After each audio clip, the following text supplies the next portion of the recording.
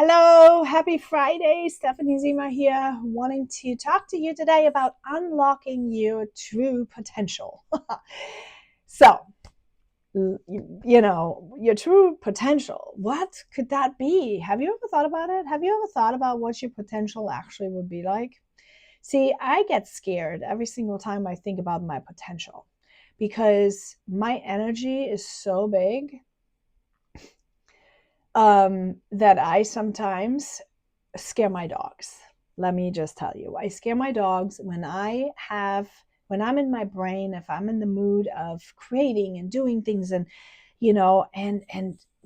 sometimes most of the time when you get angry, it just comes up. I jump up and I have so much energy that my dogs react. That scares me.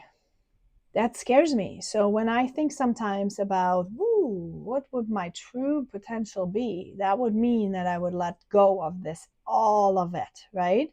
Not quite there just yet myself, but on the way. So true potential is something that's abstract. That's a thought that you can't really know for sure now, right? You don't know what your true potential could be because you're kind of growing into this person that can be this.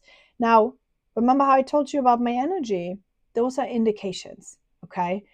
Likely, I'm just going to choose to think that amount of energy that I have means that I'm supposed to be talking in front of a ton of people, even though I'm introverted.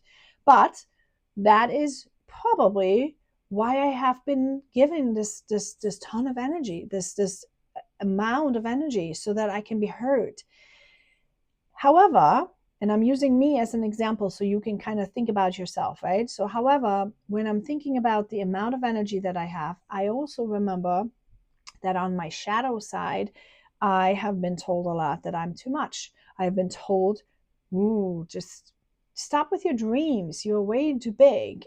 Everything's too big. Just don't, you're so much, okay? And because I wanted to be loved, of course, every human has the need to be loved. I kind of like tried to take that energy out. And what I also did is I rechanneled that energy into helping others. Because in my family back then, helping others was very big valued. So all this energy that I had, I didn't use to do what was most aligned with me. I used that to help people, a ton of people, with a lot of stuff. And you may think this would be the way to do it. This is the good thing. And while serving is a good thing, if you turn it into people pleasing, it is not a good thing because it's not making you feel good. It's not making you feel happy. So aligning yourself with who you really are at the core, okay? Healing these rejection wounds, healing these past shadows that the behaviors and the feelings and the emotions that are in the shadows is so important so you can become congruent. If you want to sell, if you want to be a business partner, if you want to be a coach, if you want to be a network marketer, whatever it is you want to be, a motivational speaker, you have to get all, my mentor always said, all of you is all that's required. The problem is, though, all of you may not even be aware of. What is all of you? Right? What is all of you? You don't know who you are because you've been chastised back then. You have been chastised with, I have been chastised with my energy.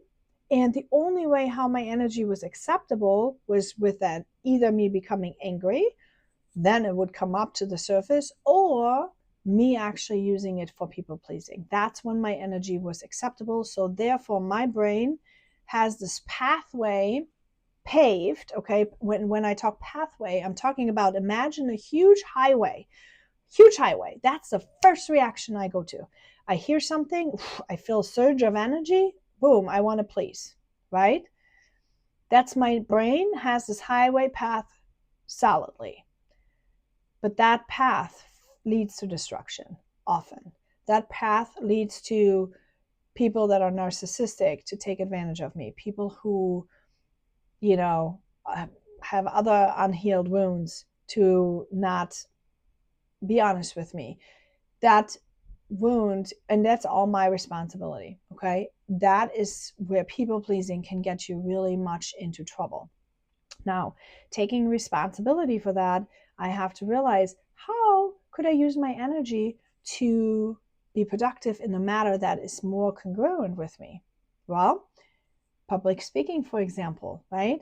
Talking to people and hyping people up, getting them all excited. Like, one of my big hairy dreams was I wanted to be like a Tony Robbins, like standing in front of the whole arena and talking to people. Like, how is this a thought in my brain when I'm an introvert?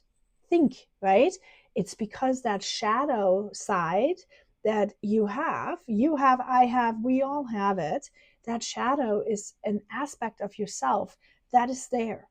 Okay. And what I want to say about true potential, you can't unlock your true potential in 1 week. You can't unlock it in a year.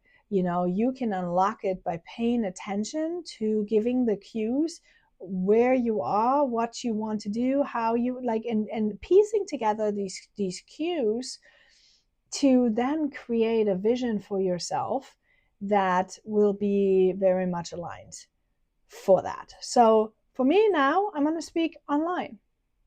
And then eventually I've done that already. I'm holding in-person workshops. I've done that already. And, I realized, oh, that was something I tried. Like, once I had the microphone in my hand, I was just the happiest person on earth. Which is weird. But see, that's my point. If you are unlocking your potential, those things are not necessarily conscious in yourself, in your brain. They are maybe subconscious. Okay. But you need to start taking steps, small steps, and kind of feel your way through. Yes, no, yes, no. Does it feel good? Does it not feel good? Do I like it? Do I not like it?